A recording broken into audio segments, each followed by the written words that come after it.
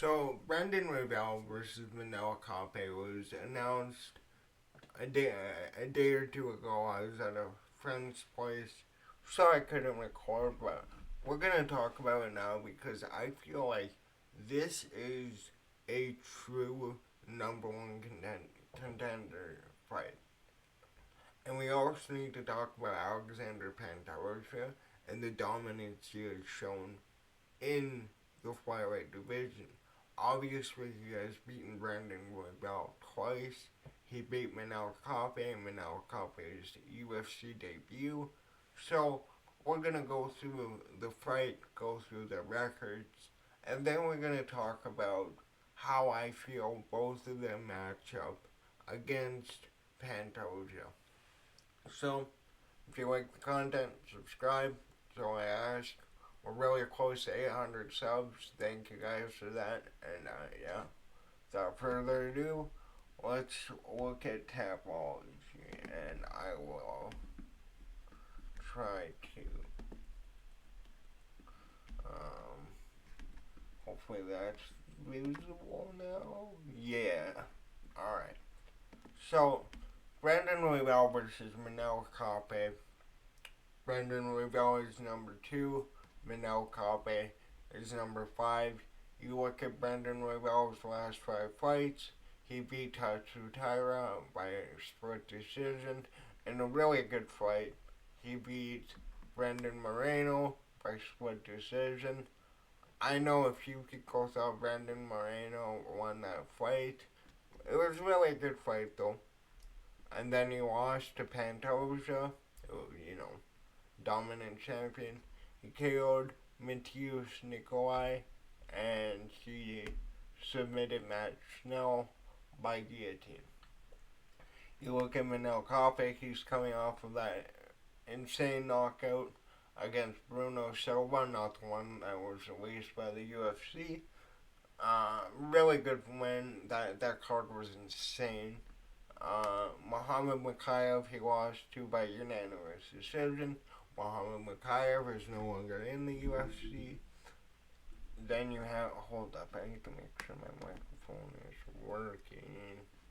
Yeah, it is. Okay. Then, yeah, lost Muhammad Makayev. He beat Felipe dos Santos by unanimous decision, beat David Dubois by unanimous decision, and beat Jamal Gawab by KO. So, when you look at these two, both of these guys have fought Pantoja. Brandon Royval has fought Pantoja twice. We'll go into both of their records, like I said. But I think this is the clear number one contenders fight. I know you have Kaikara France. I was kind of expecting it to be between Manel Kape and Kaikara France. I thought they were going to have Brandon Royval possibly have a different fight and then fight the winner between the winner of Kaikara France and Pantoja.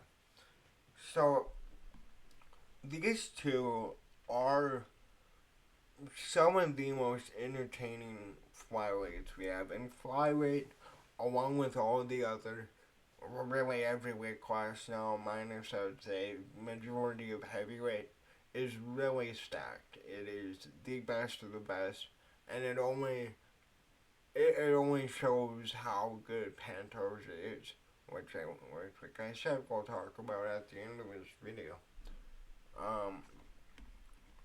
Like I feel in this fight, I would lean more to Brandon Royval, but it's much closer than I would have it. Like you look at their ages, around the same age. Brandon Royval has, a year and a half, a year and 3 months over Manel Kape. Sorry, I'm reading it. And he obviously has the reach. I would say, technically, he is the better striker. I feel like he does have the better grappling. However, we know that Manel Kape's striking is very, very good as well. He, you know, most notable in his last fight, he got that spectacular knockout. But, like, to me, this is this is kind of where I'm at. So, you got Pantoja as champion. You got Kai France. You got Brandon Royval. You got Manel Kape. I feel like those three right now are the clear front runners, like I said, for contending for the belt. Kai France, knockout machine, we know it. And Brandon Royval has shown that he does have. He is a well-rounded fighter. He can submit you. He can knock you out. He can go to a decision. I had him winning against Tyro, and that was a different conversation about all these Japanese fighters and rising fighters coming in. It's a different level in the UFC. We've known this ever since UFC started, right? But what I would want to see in this fight is if one of these guys can finish each other in spectacular fashion, right? Because, like I said, I favor Pantoja against both of them. I think both of them would do good against Pantoja again. You know, obviously, being Brandon Royval's third time, it will be Manel Kape's first chance. You know, debuting against Alexandre Pantoja is not an easy debut, right? But I feel like when you look at Pantoja's game, you look at what he did to Kyle Sakura, which I expected a decision, but a submission was likely possible. You know, you look at Manel Kape's career, and I'm gonna go through him before Brandon Royval here.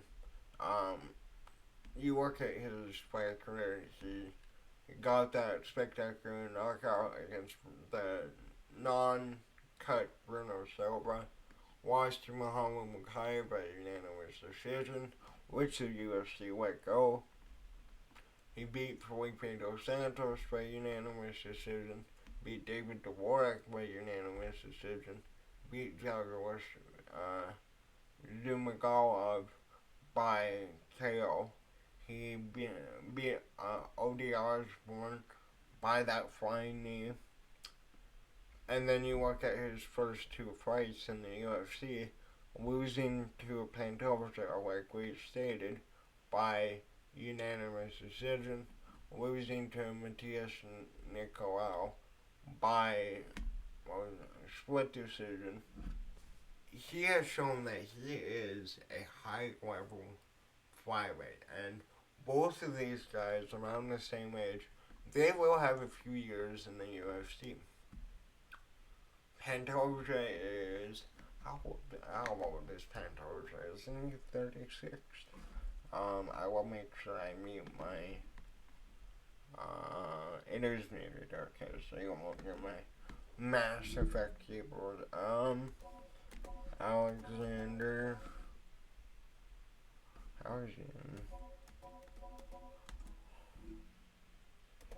Pantoja, there we go. You look at, give me his Tapology. I really wish UFC would have their entire career. I don't get why they only have the UFC fights. You look at Pantoja, right? Submitted Kyle Sakura in the second round. Beat Steve Erstad by unanimous decision. But that was really a close fight, and that tends to happen with contenders that are lower in the rankings.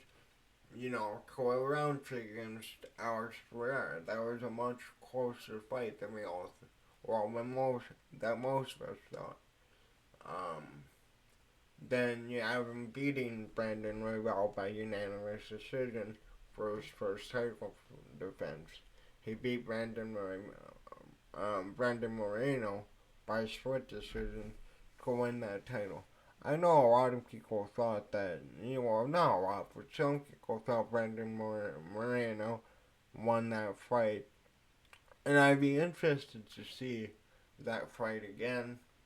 But especially after Brandon Moreno's last performance, I thought that was the best that Brandon Moreno has looked in a while. Not saying, he hasn't looked good in his career. He was a champion, right? Then you look at Alex Perez, and he just spit everywhere. First round rear naked choke. Brandon Royval, second round rear naked choke. Like we said, he beat Manel Kape by unanimous decision in Manel Kape's debut. Lost to Askarov, beat Matt Snow, even beat Brandon Moreno. I forgot about that. He beat Brandon Moreno in 2018. But he's essentially cleared out the flyweight division. He beat Brandon Moreno. Oh yeah, I forgot. He beat him 3 times. That's absurd. But yeah, you look at his career. He has gone through the who's who of flyweight, and I know that he called out Demetrius Johnson. However, Demetrius Johnson is 37. He is retired.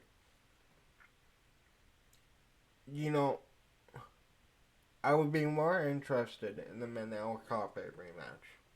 Obviously, that was by decision, so it'd be interesting to see if Pantoja could finish Manel Kape, and I feel like in the submission department, he absolutely could. Striking department, I favor Manel Kape in the striking. But regardless, I think this is a phenomenal fight. For the sake of argument, let's pull up Kai Kara France, because I do believe he will be getting a title shot soon. Again, going to Tapology because UFC needs to fix their records. But you look at Kai Kara France, he knocked out Steve Erceg, the guy that Pantoja struggled with. He was supposed to fight Manel Kape in 2023. That's why I was leaning more towards this being the fight that the UFC was going to make over Brandon Royval. But again, they're both wicked fights, right? He lost to Brandon Moreno, lost to Amir Albazi by split decision. Beat Askarov, beat Cody Garbrandt, beat Rogerio Bontorian, lost to Brandon Royval. He won against Tyson Nam, lost to Brandon Moreno again, for the first time. And, he went on how many? 1, 2, 3, 4, 5, 6, 7, 8 fight win streak before that. And, Kai Kara France, to me, has been one of the most entertaining fighters. I feel like you guys, I don't need to tell you guys that. He is a knockout machine in flyweight, which is unheard of. But I don't see Pantoja losing. I don't see it. Anything can happen in MMA, right? Well, you think of how many upsets you've seen since you've watched it. I mean, I would consider DC Stipe 1. Juliana Pena versus Amanda Nunes 1. Brock Lesnar versus Frank Mir 2. I would consider that one an upset. But, it's difficult in flyweight because of the fact that we have a guy in Alexandre Pantoja who is on the older side. He is 34. My mistake.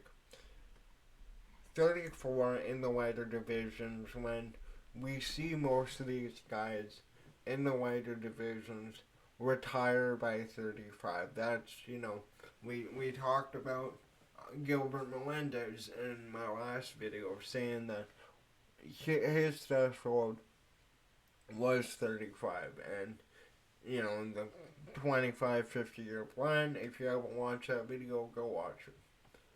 But Alexandre Pantoja, there's no way he's gonna make it to Demetrius Johnson's record, right? I don't feel like we will ever see anybody touch those massive 10 plus title defenses because of how stacked the UFC is now. I'm not saying it's impossible, but Anderson Silva did take advantage of a weaker middleweight division. GSP was an anomaly who beat the generation before him, his generation, the generation after that.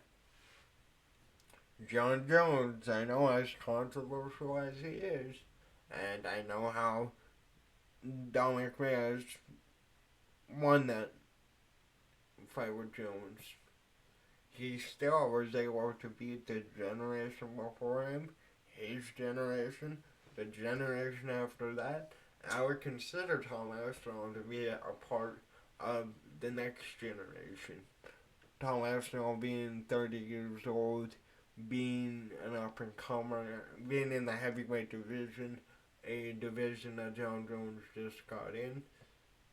You're not going to see 11 title defenses. I know in total, if you count ONE FC, Demetrius Johnson is a 15-time world champion. That shit won't happen. And I doubt it will happen in the coming future. And that has to do with how the sport has evolved. So, back to this fight. Like I said, I do favor Brandon Royval overall. But Manel Kape and his striking ability is some of the best striking I've ever seen. Not saying the best, obviously you got Pereira, you got Izzy, you got Anderson Silva, guys like that.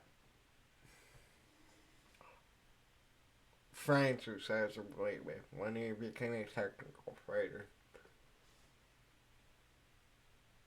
But I don't see either of these guys beating Pantoja. I feel like Pantoja will retire with that bout. I feel like Pantoja will retire on top. And, you can say, oh yeah, Steve Erceg fight, anything's possible. Absolutely. But he already beat Brandon Royval twice. He already beat Manel Kape in Manel Kape's debut.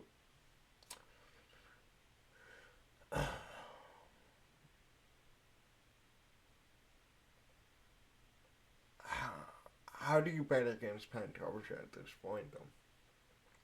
That's my question to you.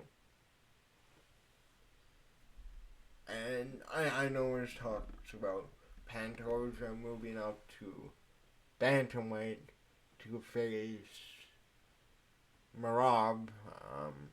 Sorry, I forgot Merab's name. I would be really interested in that fight. And then obviously Merab was talking about other fights. He obviously needs to get past Umar. Umar versus Pantoja will be an incredible fight.